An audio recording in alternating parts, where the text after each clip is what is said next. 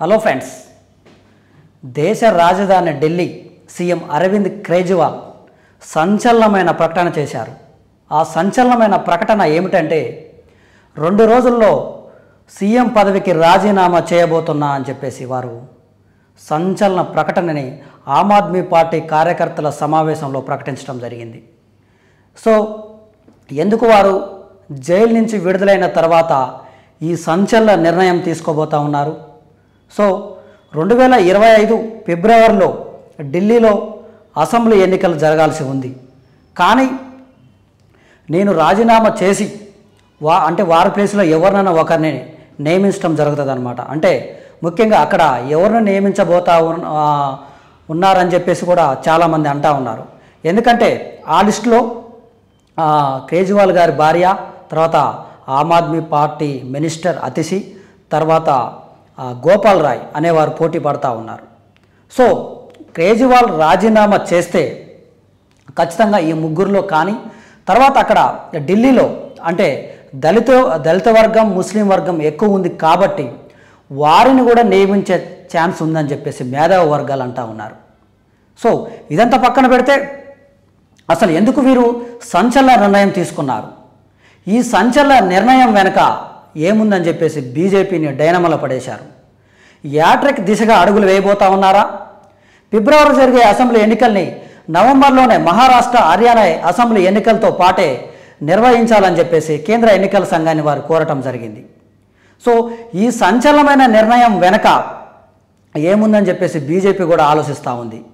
So రాజీనామా చేసి నేను అగ్ని పరీక్షను ఎదుర్కోబోతా ఉన్నా అని చెప్పేసి వారు అంటూ ఉన్నారు. సో సీతమ్మ వారు 14 ఏళ్ళు వనవాసం చేసిన తర్వాత ఎలాగైతే అగ్ని పరీక్ష ఎదుర్కొన్నారో నేను కూడా అవినీతి పరుని కాదు, నేను కూడా చోరుని కాదు, తర్వాత డబ్బు మద్యం వెనక మద్యం కుంభకోణం కేసులో నేను నిర్దోషిని అని చెప్పడానికి ఇలాంటి అగ్ని పరీక్షను ఎదుర్కోబోతా ఉన్నా అని చెప్పేసి వారు కూడా సంచలనమైన ప్రకటన చేయబోతా ఉన్నారు. ఢిల్లీలో ప్రతి గడపకు వెళ్ళి నేను నిజాయితీ పరుణ్ణి అని చెప్పేసి ఇలాంటి అగ్ని పరీక్షను ఎదుర్కోబోతా ఉన్నారని చెప్పేసి వారు స్పష్టమైన వ్యాఖ్యను ఇవ్వటం జరిగింది.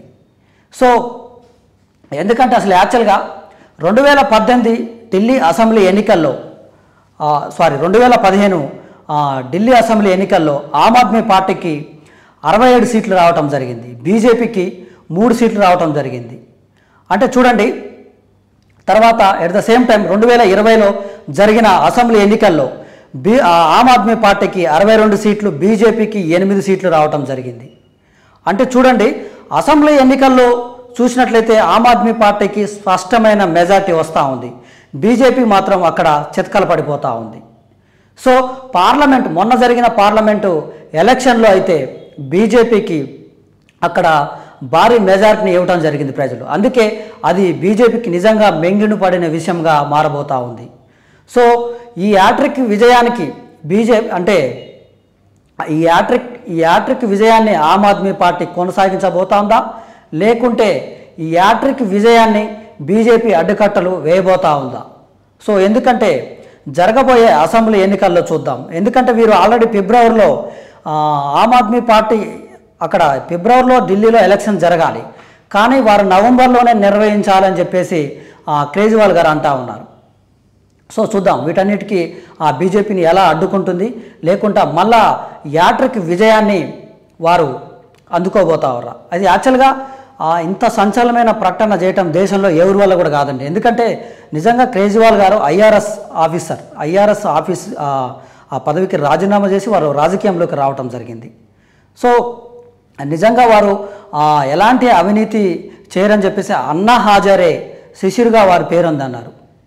సో ఎలాంటి అవినీతికి పాల్పడనని చెప్పేసి వారు రాజకీయంలోకి రావటం జరిగింది. చూడండి వారి యొక్క డ్రెస్సింగ్ స్టైల్స్ కానీ, తర్వాత వారు ఎలా ఉంటారంటే చాలా ప్రజల్లో కూడా ఎవరు ఒక్కరే వెళ్తారు, అంటే ఎలాంటి సెక్యూరిటీ లేకుండా. సో అంత నిజాయితీ పరుడి మీద ఢిల్లీ మద్యం కుంభకోణం కేసులో ఎలా ఇరుక్కున్నారు?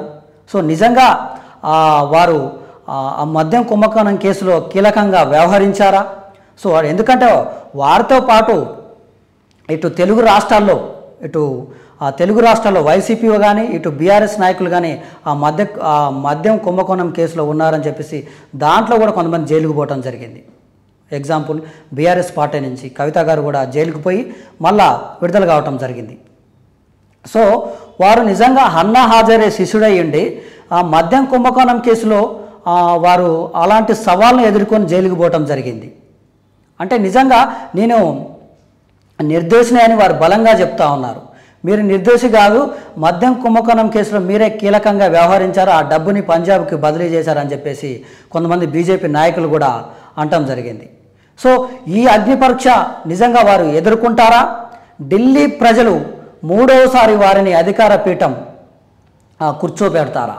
నిజంగా వారు తప్పు చేసినట్లయితే ఢిల్లీ ప్రజలు వారికి మద్దతు ఇవ్వకుండా మిగతా పార్టీని గెలిపించబోతా ఉన్నాయా? సో ఈ అగ్ని పరీక్ష విషయంలో బీజేపీని ఆమ్ ఆద్మీ పార్టీ ఎలా ఎదుర్కోబోతా ఉంది? సో చూద్దాం. నిజంగా ఫిబ్రవరిలో జరగాల్సిన అసెంబ్లీ ఎన్నికలు నవంబర్లోనే జరుగుతాయా, లేదంటే మళ్ళీ ఫిబ్రవరిలోనే జరుగుతాయి? ఈలోపు 2 రోజుల్లో సంచలనమైన నిర్ణయం తీసుకొని రాజీనామా చేసి వారి ప్లేసులో ఎవరిని నియమించబోతా ఉన్నారని చెప్పేసి దేశవ్యాప్తంగా ఒక చర్చ జరుగుతూ ఉంది. సో థ్యాంక్ యూ, ధన్యవాదాలు.